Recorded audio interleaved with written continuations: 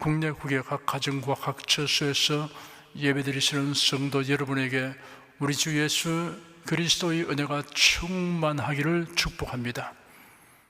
성령께서 이 시간 우리 각 사람에게 살았고 운동력 있는 말씀의 권능을 풍성하게 체험하게 하여 주시고 예수님을 아는 지식이 더하게 하실 것을 확신합니다.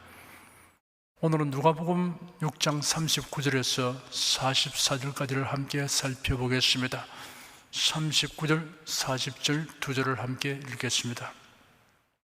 또 비유로 말씀하시되 소경이 소경을 인도할 수 있느냐?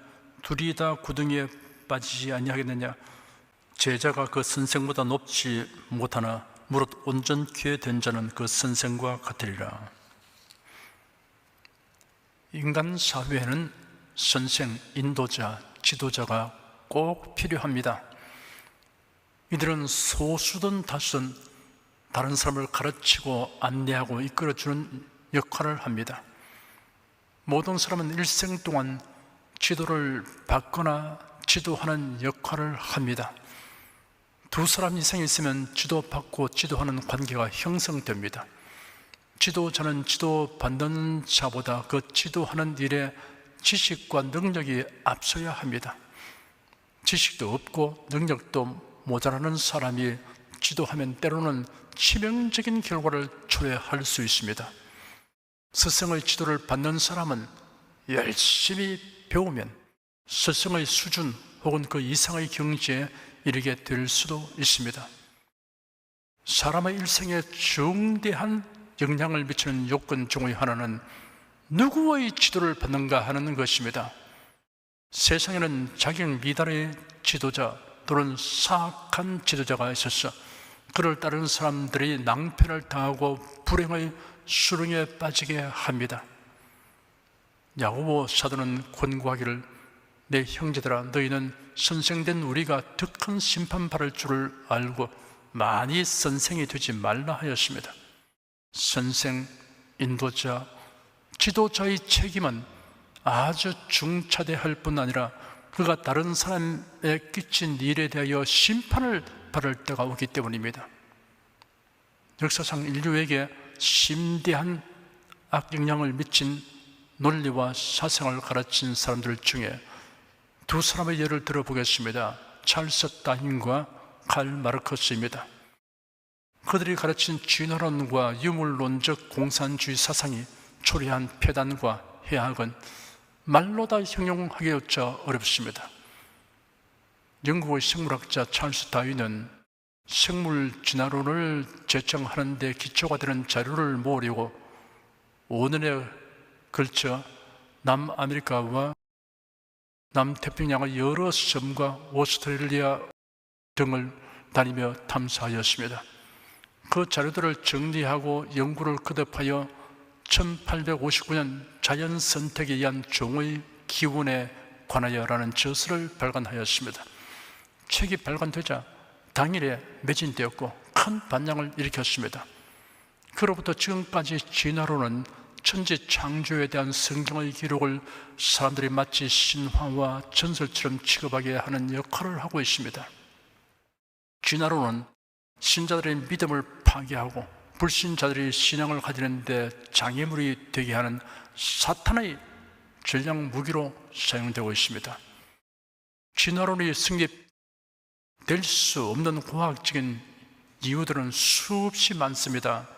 진화론자들이 진화를 증명하기 위해 내세운 근거 중 하나가 화석이었습니다.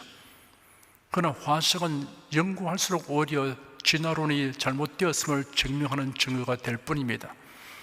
진화론에서는 모든 생물이 한 조상에서 오랜 세월에 걸쳐 서서히 고등한 방향으로 진화해 왔다고 주장하기 때문에 반드시 화석이 발견되는 두 지층 사이에는 진화 과정인 중간층이 수없이 있어야 합니다. 침팬지가 사람을 낳았다거나 하룻밤 사이에 침팬지가 사람으로 변모했다는 주장은 할 수 없기 때문입니다. 그리고 진화론자들이 말하는 진화 초기에 속하는 하등 생물의 화석이 있는 지층에서 고등생물이 발견돼서는 안 되기 때문입니다.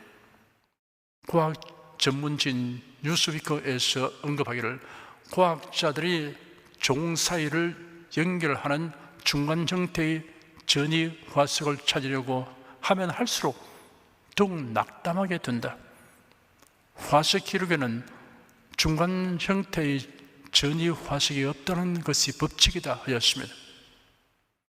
진화론자들은 고릴라, 오랑우탄, 긴팔 원숭이, 침팬지 등의 유인원을 인류의 조상으로 분류합니다.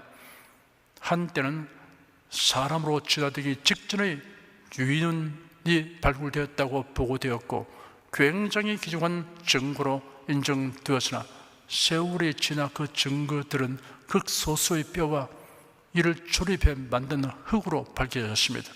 명성을 탐한 사람들의 속임수였습니다. 타임즈는 3회에 걸쳐 진화론 특집 기사를 실었는데 마지막 장에서 이렇게 결론을 맺고 있습니다. 진화론이 나온 지 100년이 넘었으나 과학적 증거는 하나도 없고 오히려 최근에 확인된 화석들은 다윈의 주장이 잘못되었다는 사실만을 입증하고 있다.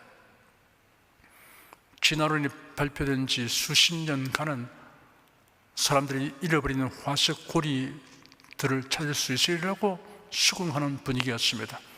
그 고리를 찾으려는 노력이 화석 발굴과 울창한 밀림 속이나 깊은 바다에 대한 탐사였습니다. 마침내 영국이 대서양연안과 노르웨이의 러포텐 피어로토에서 역사적인 심해 탐사가 개시되었습니다. 그 결과 멸종된 것으로 알려진 어류들이 발견되기 시작했습니다.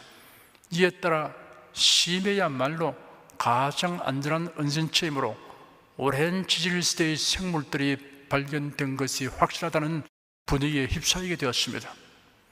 그 속에는 중간 정오의 생물들이 발견되리라는 희망들이 있었습니다. 그러나 그 희망은 허망하게 되었습니다. 진화론에서 주장하듯이 모든 생물들이 진화를 계속해 오늘에 이른 것이 사실이라면 현존하는 생물들은 이미 수천만 년에서 수억 년을 경과한 생물 종들일 것입니다. 그런데 지금은 왜 모든 생물이 하나같이 진화를 멈추고 있는 것일까요?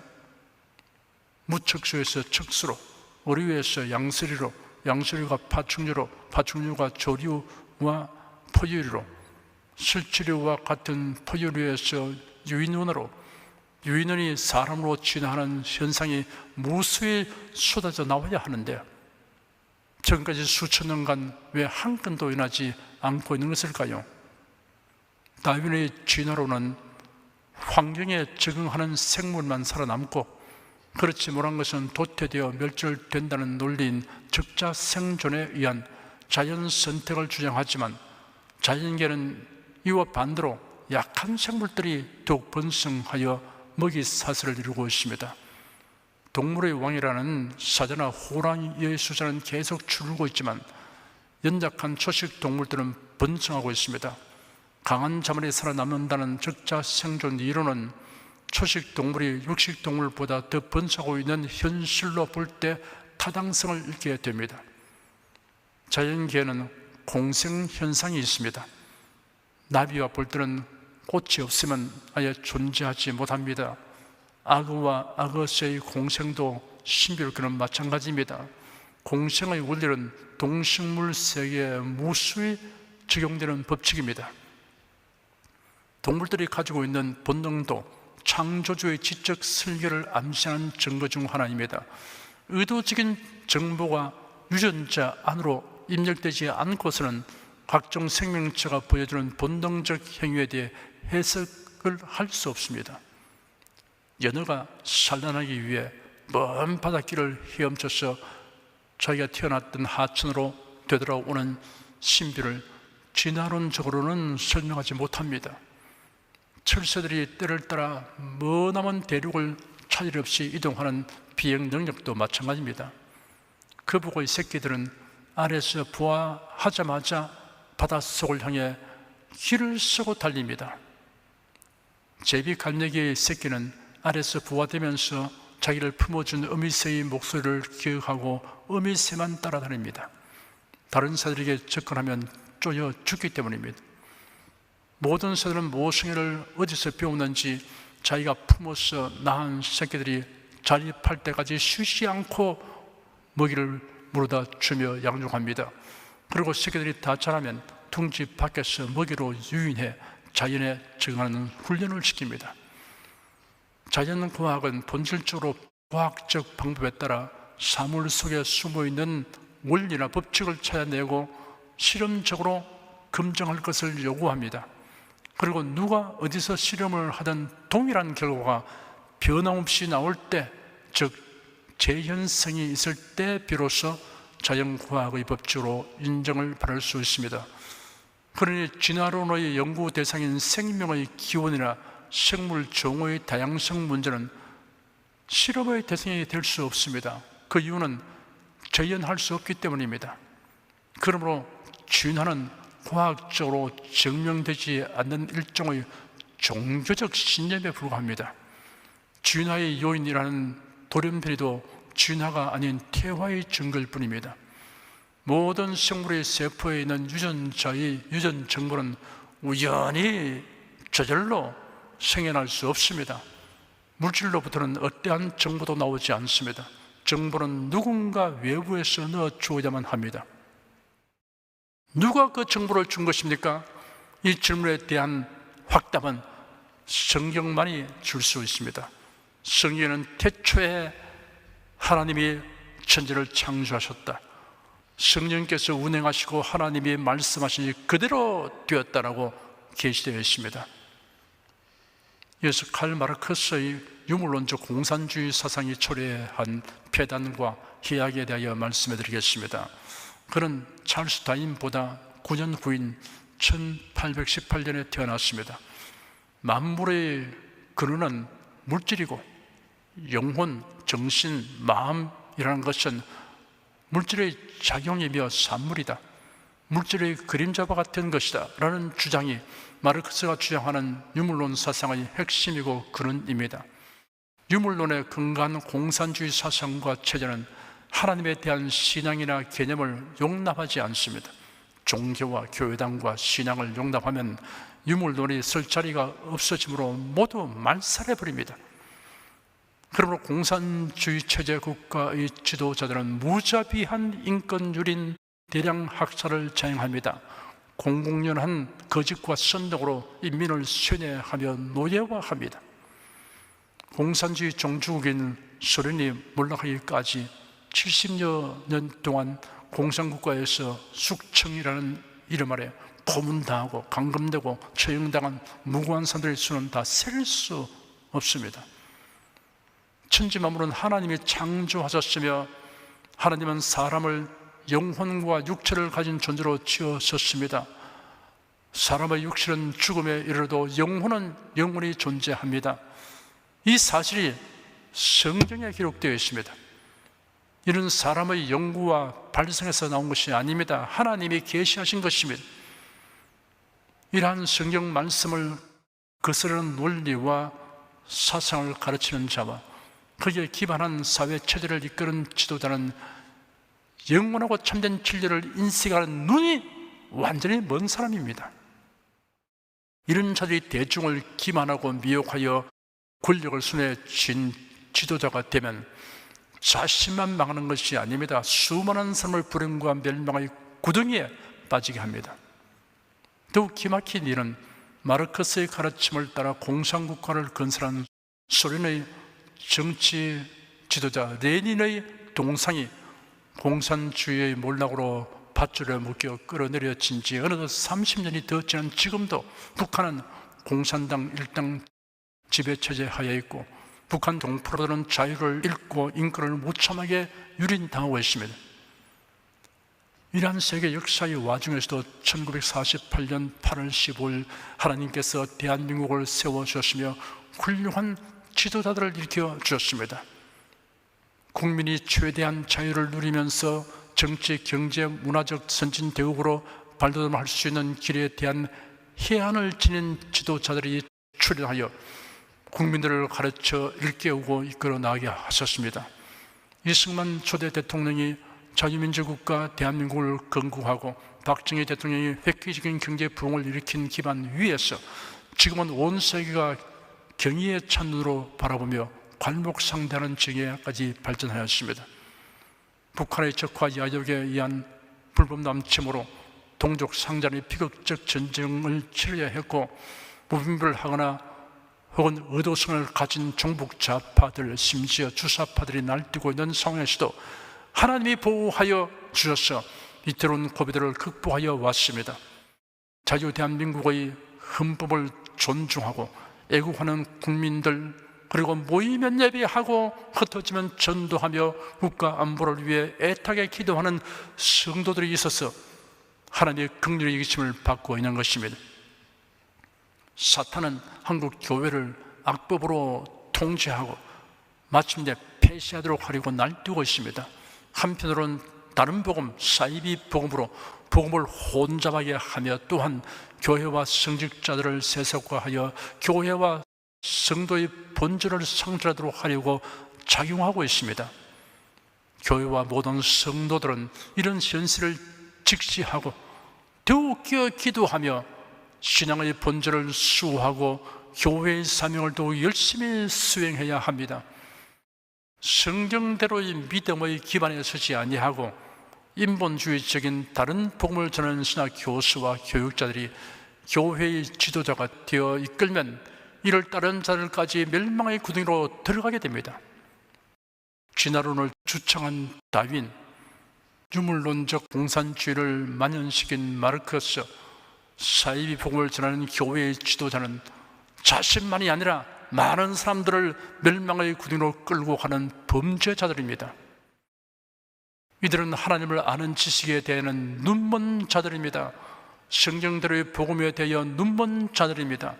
이런 자들을 추종하는 자들도 마찬가지입니다. 눈먼 자가 눈먼 자를 인도하면 둘 다 구덩이에 빠집니다. 종국에는 불과 유황으로 타는 못에 빠집니다. 심히 두려운 일입니다. 41절 42절 두 절을 함께 읽겠습니다. 어찌하여 형제의 눈 속에 있는 티는 보고 네 눈 속에 있는 들불은 깨닫지 못하냐?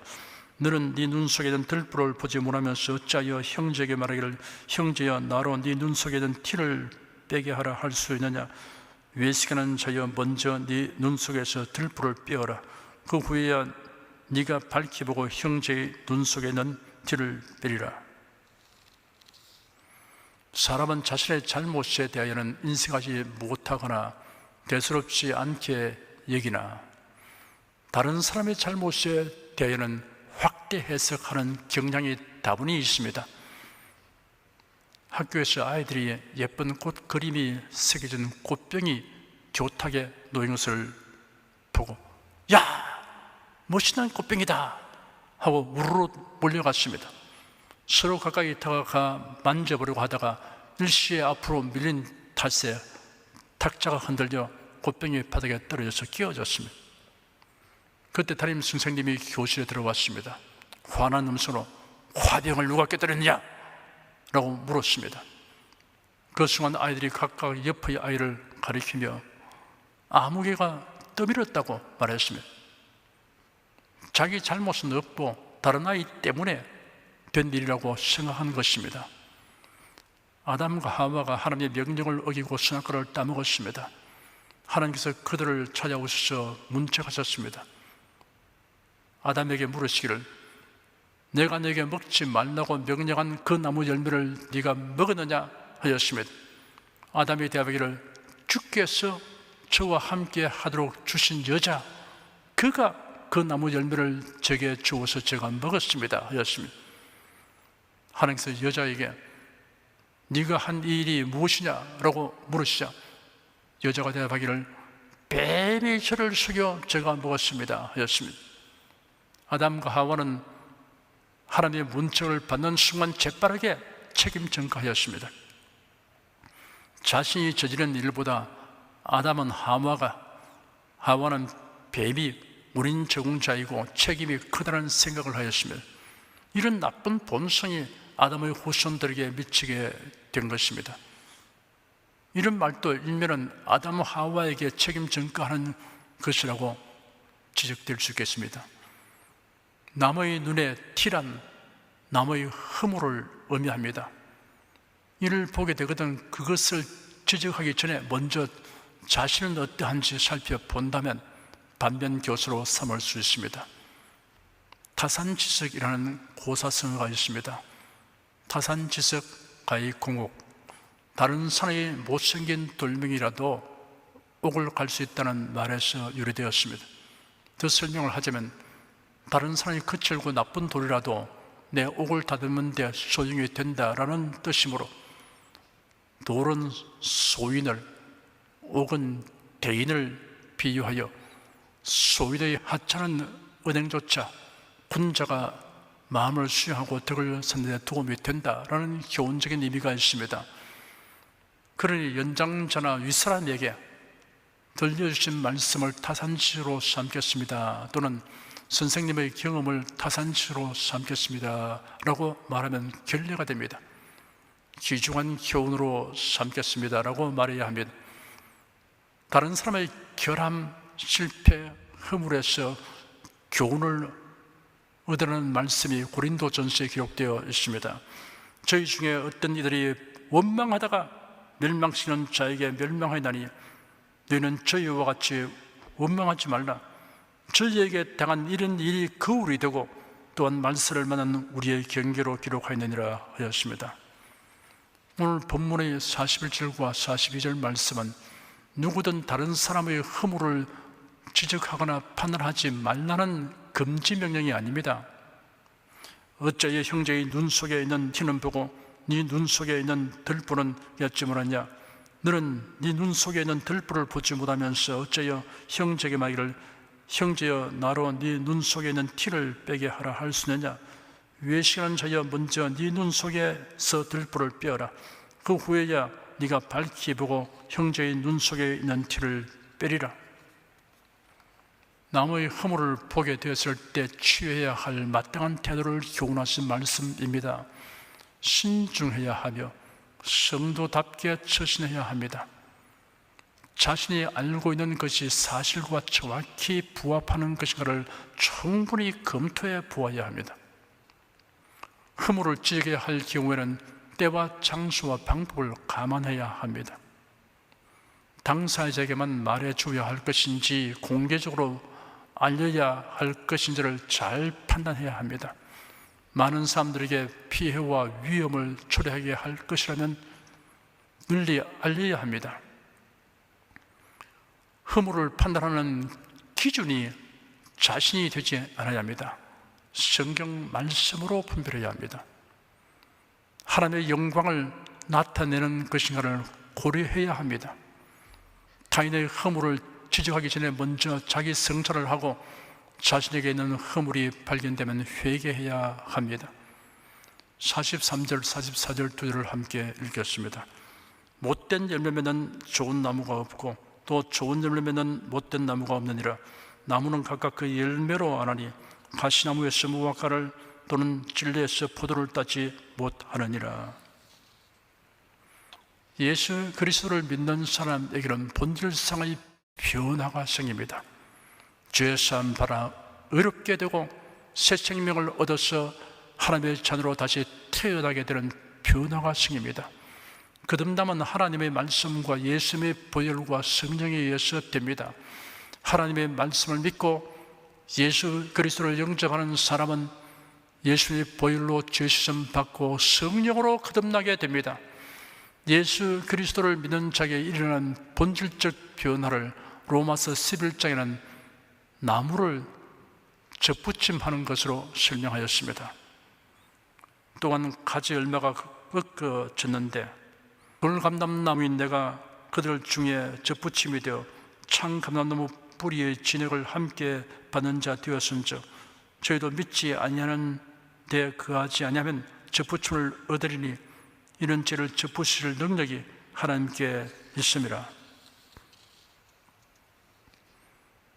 이방인은 돌감람나무 가지입니다.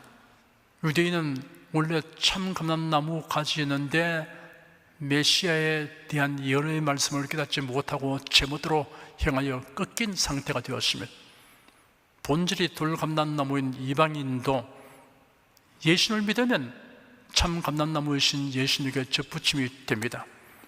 그러니 참 감람나무에서 꺾인 가지이면 접붙임을 받는 것이 어려울 것 없다는 말씀입니다. 조건은 예수님을 믿어야 하는 것입니다. 이게 구원의 원리가 접붙임으로 비유되었습니다. 접붙임은 본질의 변화를 설명하는데 매우 적절합니다. 접붙임의 원리에 관하여 부연 설명을 하겠습니다. 돌감람나무를 참감람나무 밭에 심어둔다고 참감람나무가 되지 않습니다. 참감람나무에 동려매어 두어도 참감람나무가 되지 않습니다. 참감람나무에 주는 기름을 주고 참감람나무처럼 전지를 해준다고 해도 참감람나무가 되지 않습니다. 기독교 가정에서 태어나서 독실한 신앙을 가진 부모 슬하에서 자라난다고 저들로 그리스도인이 되지 않습니다. 교인으로 등록하고 교회에 살다시피 한다고 성도가 되지 않습니다. 똑같은 예배에 참석하여 똑같은 하나님의 말씀을 들으면서도 끝내 그리스도인이 되지 못하는 사람들이 있습니다. 새 생명을 받아야 합니다. 새 생명을 받으려면 접붙임되어야 합니다. 자연계에서의 접붙임을 하려면 돌감람나무를 적당한 높이에서 잘라버립니다. 이 나무가 접붙일 때 바탕이 되는 나무입니다. 이 나무에 참감람 열매 맺는 나무의 가지나 눈을 잘라서 옮겨 붙입니다. 그러면 돌감람나무의 뿌리가 끌어올리는 진액이 접붙여 놓은 참감람 열매 맺는 순에 공급되어 참감람나무가 되고 참감람 열매를 맺게 됩니다. 그런데 로마서 11장에서의 접붙임은 자연계에서의 접붙임 원리와 반대 방법으로 기록되어 있으며, 돌감람나무인 네가 그들 중에 접붙임이 되어 참감람나무 뿌리의 진액을 함께 받는 자 되었다고 하였으며,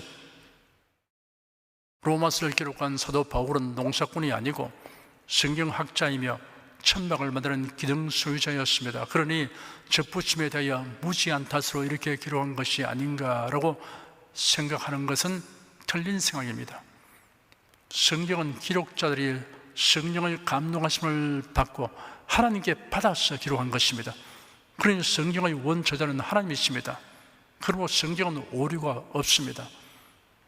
그렇다면 어쩌여 하나님의 자녀가 되는 본질적인 변화에 대한 설명을 자연계의 접붙임과 반대로 기록하는 것일까요? 그 이유는 하나님의 자녀가 되는 것은 자연적 출생이 아니고 신비적 출생이기 때문입니다. 세상에 속한 일이 아니고 하늘에 속한 일이기 때문입니다. 이제 본문의 내용으로 돌아가서 더 자세히 살펴보겠습니다. 못된 열매 맺는 좋은 나무가 없고 또 좋은 열매 맺는 못된 나무가 없느니라. 나무는 각각 그 열매로 아나니 가시나무에서 무화과를 또는 찔레에서 포도를 따지 못하느니라. 접붙임 받아서 좋은 나무로 본질이 바뀌면 다시는 돌열매를 맺지 않습니다. 반면에 본질이 바뀌지 아니한 돌나무는 아무리 잘 가꾸어도 좋은 열매를 맺지 않습니다. 돌감람 열매가 열리는 나무를 정성을 다해 가꾸면 돌감람 열매가 많이 열릴 뿐이고 참감람 열매가 맺히지는 않습니다. 참감람 열매를 맺히게 하려면 접붙임을 하여 나무의 본질을 바꾸어야 합니다. 예수님께 접붙임된 사람, 즉 거듭난 사람에게는 확실한 외적인 변화가 있습니다. 이전에는 할 수 있었으나 지금은 할 수 없는 일이 있게 된다는 것입니다. 성경은 하나님의 자녀로 태어나는 본질적인 변화를 입은 우리에게 지키도록 요구되는 계명들이 많이 있습니다. 그 계명들 중에는 그리스도인이 된 후에도 온전히 지키지 못하는 것들이 있을 수 있습니다. 그러므로 그 계명들을 범하지 않도록 성령님의 도움을 구하는 한편 자신이 부단히 노력해야 합니다. 그러나 네 앞에 다른 신을 두지 말라, 우상을 섬기지 말라, 하나님의 이름을 망령되이 일컫지 말라는 계명들은 참된 그리스도인이라면 범할 가능성이 없습니다. 만일 이러한 계명을 어긴다면 참된 그리스도인이 아닙니다. 달리 말하여 거듭난 사람이 아닙니다. 본질적인 변화를 입은 사람이 아닙니다. 그리고 그리스도인은 예수 그리스도 외에도 구세주가 있다고 말하는 것이 불가능합니다. 예수 그리스도 외에도 구원이 있다고 말하면서 기독교라는 이름을 표방한 단체에 가담하는 것이 불가능합니다. 접붙임된 나무에 충분한 영양분이 공급되지 못한다 해도 돌열매를 맺지 않습니다. 다만 좋은 열매가 적게 맺든지 열매의 크기가 작을 뿐입니다. 접붙임이 된 배나무에서 기대한 만큼의 크고 많은 열매가 열리지 못하는 경우는 있어도 돌배가 열리는 경우는 없습니다. 돌배가 열린다면 그 나무는 접붙임된 나무가 아니고 야생도로의 나무입니다. 예수님 말씀하시기를 못된 열매면 좋은 나무가 없고 또 좋은 열매면 못된 나무가 없느니라. 나무는 각각 그 열매로 알아니 가시나무에서 무화과를 또는 찔레에서 포도를 따지 못하느니라 하였습니다. 접붙임된 좋은 나무가 돌열매를 맺을 수 없을 뿐 아니라 가시나무가 무화과를 맺지 못하고 찔레가 포도를 맺지 못한다고 하였습니다. 이는 본질에 관련된 것입니다. 그리스도인은 진화론, 공산주의, 종교다운주의를 용납할 수 없습니다. 이런 사상을 가진 사람과는 신앙적인 일에 손을 잡지 않습니다. 그들이 추구하는 일에 협력하지 않습니다. 그런 일을 하지 않는 것이 아니라 하는 것이 불가능합니다. 만일 그런 일이 가능하다면 가짜 그리스도인입니다. 거듭나지 못한 자이며 그리스도에게 접붙임되지 아니한 자입니다. 기도하겠습니다. 성도들은 반드시 성경대로 가르치고 인도하는 지도자를 따라야 하며 자신도 성경대로 믿고 전해야 한다는 것을 명심하라는 교훈, 남의 허물을 지하기 전에 먼저 자신을 돌아보아 자기 허물을 고치라는 교훈, 그리고 신자에게 합당한 신앙과 행실의 열매를 나타내는 참된 그리스도인에 관한 교훈을 자세히 살펴보게 된 것을 감사합니다. 이러한 가르침이 자신의 은행에서 날이 갈수록 뚜렷하고 풍성하게 나타나게 되기를 원합니다. 성령님의 도우심을 간구합니다. 주 예수 그리스도 이름으로 기도드립니다. 아멘. 찬송가 208장을 부르십시다.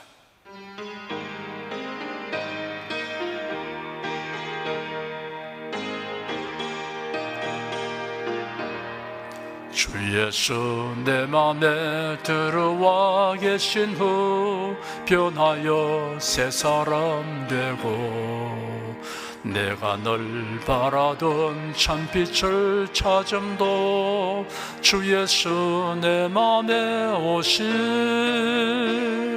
주 예수 내 맘에 오심 주 예수 내 맘에 오심 물밀던 내 맘에 기쁨이 넘치면 주 예수 내 맘에 오심 주 예수 내 맘에 들어와 계신 후 망령된 행실을 끊고 머리털보다도 더 많던 내 죄가 눈보다 더 희어졌네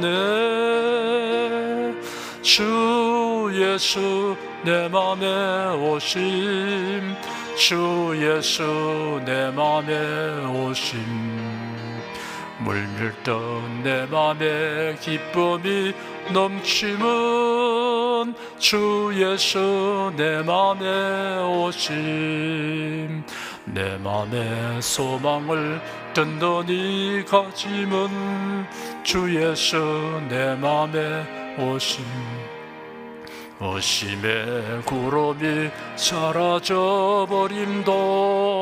주 예수 내 맘에 오심 주 예수 내 맘에 오심 주 예수 내 맘에 오심 물밀던 내 맘에 기쁨이 넘치면 주 예수 내 맘에 오심. 사망의 음침한 골짜기 가다가 밝은 빛 호련히 보고 저 멀리 하늘 환하게 보임도 주 예수 내 맘에 오심. 주 예수 내 맘에 오심. 주 예수 내 맘에 오심. 물밀던 내 맘에 기쁨이 넘치면 주 예수 내 맘에 오심. 나 이제 천성에 올라가 살기는 주 예수 내 맘에 오심. 천성을 향하여 내가 곧 가리니 그 기쁨 비길 데 없네. 주 예수 내 맘에 오심. 주 예수 내 맘에 오심. 물밀던 내 맘에 기쁨이 넘치면 주 예수 내 맘에 오심.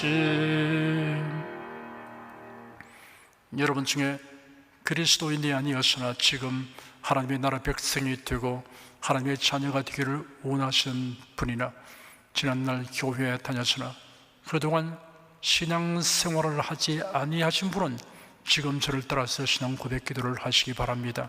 성도 여러분은 자신의 신앙을 견고히 하기 위해서 함께 기도하시기 바랍니다. 하나님 아버지, 저를 불러주니 감사합니다. 예수께서 십자가에 못 박혀 죽으시고 죽음에서 부활하심으로 저희 모든 죄를 사하여 주시고 저를 구원해 주시니 감사합니다. 예수님은 나의 구세주이시며 하나님이시며 주님이심을 믿고 고백합니다. 하나님을 변함없이 경외하고 사랑하고 의지하며 살겠습니다. 힘써 복음을 전하며 살겠습니다. 예수님 이름으로 기도드립니다. 아멘. 여러분 가슴에 손을 얹으십시오. 우리 기도를 응답하시는 하나님을 앙망하시기 바랍니다.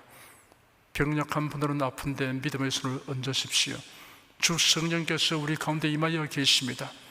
예수님의 사랑과 능력과 대속의 은혜로서 우리를 치료하여 주십니다.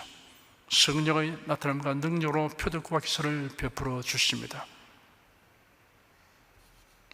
나는 너희를 치료하는 여호와임이라. 예수께서 가르치시며 천국 복음을 전파하시며 모든 병과 모든 약한 것을 고치시니라. 너희 중에 병든 자가 있느냐 위하여 기도할지니라. 믿음의 기도는 병든 자를 구원하리니 주께서 저를 일으키시리라. 병 낫기를 위하여 서로 기도하라. 이러한 성경 말씀에 의거하여 우리가 하나님께 신유를 간구하오니 응답하여 주시옵소서. 너희가 얻지 못하면 구하지 않기 때문이라고 말씀하셨으므로 기도하는 담력과 즐거움을 주니 감사합니다. 믿는 자들에게 이런 표적이 따르니 병든 자에게 손을 얹으면 나으리라 하신 약속을 조차 지금 연장하고 병든 곳에 손을 얹고 간구하는 모든 성도들에게 하나님의 권능이 임하여 낫게 하여 주시옵소서. 병들어 고통하는 친족과 교우들을 위하여 기도하오니 불쌍히 여기시고 치료하여 주시옵소서. 모든 병과 모든 약한 것을 고치신 예수님께 간구합니다. 상한 몸, 병든 몸을 고쳐 주시옵소서. 뇌, 구강, 혀, 척수, 갑상선, 림파선, 뼈, 골수, 인대, 관절, 디스크, 근육, 신경, 혈액, 혈관, 피부를 고쳐 주시옵소서. 시각기관, 청각기관, 심장, 호흡기, 소화기, 비뇨기의 기능이 완전하게 하여 주시옵소서. 예수 그리스도의 이름으로 명한다. 병만은 물러가라. 통증과 염증은 나을지어다. 암과 종양은 소멸될지어다. 각종 장애는 치유될지어다. 예수 그리스도의 이름으로 명하노라. 지금 낫게 될지어다. 순식간에 나을지어다. 모든 병과 모든 약함은 치유될지어다. 병약의식은 제거되고 건강의식으로 충만하게 될지어다. 신조의 능력이 몸과 마음에 계속 머물러 있게 하여 주시옵소서. 몸과 마음이 마치 유황가에서 난 송아지처럼 독수리가 날개치며 올라감과 같이 활기차게 하여 주시옵소서. 생활에 다가오는 풍파는 고요하고 잠잠하게 하여 주시옵소서. 모든 일에 항상 모든 것이 능력하여 드리고 베푸는 일을 풍성하게 행하도록 하여 주시옵소서. 슬픈 일을 당한 성도들에게 주님께서 손님으로 붙들어 주시고 주님의 음성을 들려주시옵소서. 슬픈 보라 더 큰 위로가 임하여 속히 극복하게 하여 주시옵소서. 가정이 평안하고 가족이 모두 독실한 신앙을 가지게 하여 주시옵소서. 탁월한 지혜와 명철을 주셔서 모든 일을 바르게 분별하고 판단하며 선택할 수 있게 하여 주시옵소서. 어제나 오늘이나 동일하신 예수께서 지금도 우리를 용서하시고 치료하시며 위로하여 주시니 감사합니다. 예수 그리스도 이름으로 기도드립니다. 아멘.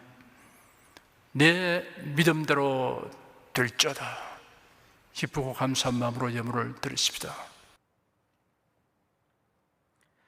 사랑과 은혜가 충만하신 하나님, 지난 한 주간도 하나님의 은혜 가운데 살게 하시고 오늘 주일 예배로 신령과 진정의 예배를 드리게 하시니 감사합니다. 이 시간 설교를 통하여 은혜와 진리의 말씀을 듣고 깨닫게 하시니 감사합니다. 우리가 주님의 말씀대로 행하며 살기 원하오니 권능의 손길로 도와주시옵소서. 주님께서 베풀어 주시는 은혜에 감사하며 정성껏 예물을 드리오니 기쁘게 받아 주시옵소서. 우리 주 예수 그리스도의 이름으로 기도드립니다. 아멘.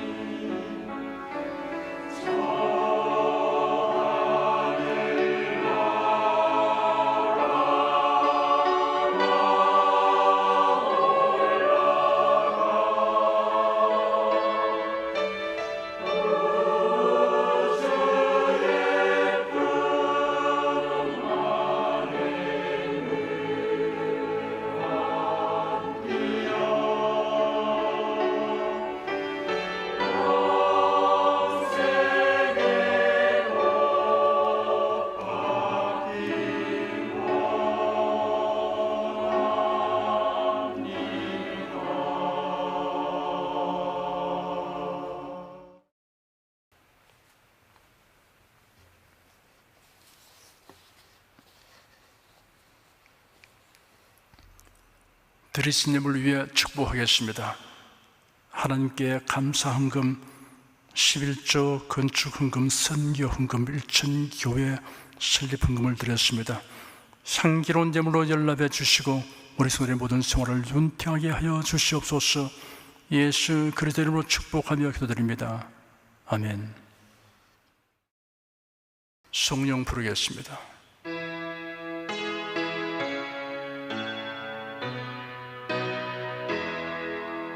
성부 성자 성령께 찬송과 영광 돌려보내세. 태초로 지금까지 또 영원 무궁토록 성삼위께 영광 영광 아멘. 우리 주 예수 그리스도의 은혜와 하나님 아버지의 사랑과 성령의 교통하심이 은혜와 진리 가운데 살아가는 모든 성도들 위해 임하시옵기를 축원합니다. 아멘.